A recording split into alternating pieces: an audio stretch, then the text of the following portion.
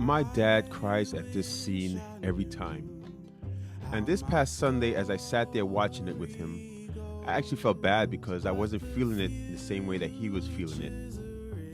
I believe in the significance of the cross. I understand what it means to my faith, but watching my dad become emotional, I realized the scene wasn't hitting me emotionally in the same way. Instead, my mind went somewhere else. It led me to the title of this episode, Agents of Restoration. I've been thinking about the crucifixion as the ultimate act of restoration. If Christ is the model of restoration, what does that require from those of us who claim to follow him? Because almost exactly a year ago, I went through one of the hardest trials of my life. My spiritual mentor, however, gave me advice that stayed with me. Don't put your value in your reputation, put it in your character. Now, I won't get into the people or all the details because that's not what this story is about. What matters is that a year later, circumstances have brought that same stewardship back before me, and I immediately thought about Joseph. Joseph was betrayed by his own brothers, but years later, those same brothers stood before him when Joseph possessed tremendous authority. He could have used that power to settle the score. Instead, he eventually used his stewardship to preserve the very family that had betrayed him. Joseph didn't pretend that the betrayal hadn't happened. He tested his brothers, there was accountability, but his authority ultimately became an instrument of restoration rather than vengeance.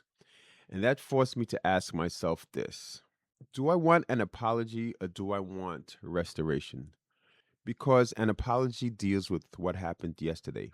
Restoration asks, what am I going to do tomorrow? Maybe that's what an agent of restoration actually is: someone who can receive power without allowing power to possess them, someone willing to confront disorder without reproducing it.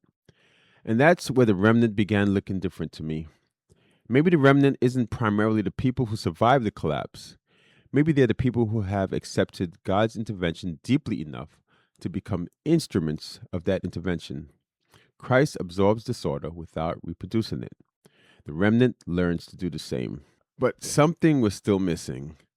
I understood the framework intellectually. I could talk about restoration, divine order, Joseph, stewardship, and the cross. Then later, I read something about Christ that made me go back and watch the crucifixion scene again. It was by Ellen G. White in her book, Patriots and Prophets. It described Moses as a type of Christ. Moses had to veil the glory reflected from his face because Israel could not endure it. And then it made this comparison with Jesus Christ, the divine mediator, veiled his divinity with humanity. And the passage from Ellen G. White's Patriots and Prophets says that if Christ had come in the full brightness of heaven, humanity in its sinful condition could not have endured his presence.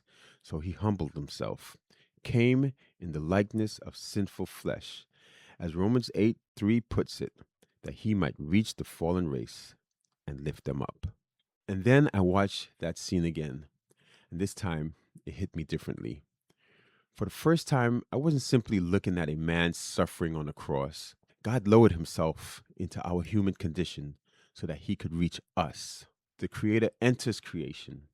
Divinity is veiled in humanity. God doesn't remain at a distance, demanding that fallen humanity somehow climb its way back to him.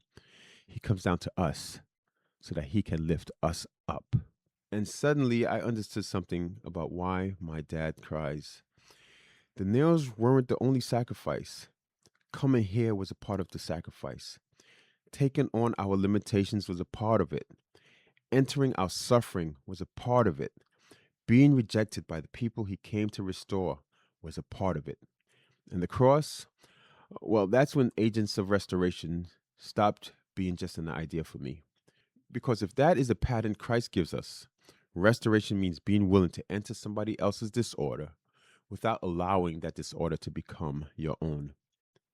It means having power and choosing stewardship, being betrayed and choosing not to become the betrayer, being falsely accused and refusing to become the accuser, having an opportunity for vengeance and asking instead, how can what has been broken be put back into divine order? Jesus came down. He entered our condition. He absorbed the cost so that he could reach the fallen race and lift us up. Maybe that's what we're supposed to learn to do for one another. Maybe that's what the remnant is being prepared for. Not simply to become survivors of disorder, but agents of restoration. Until next time, keep the faith.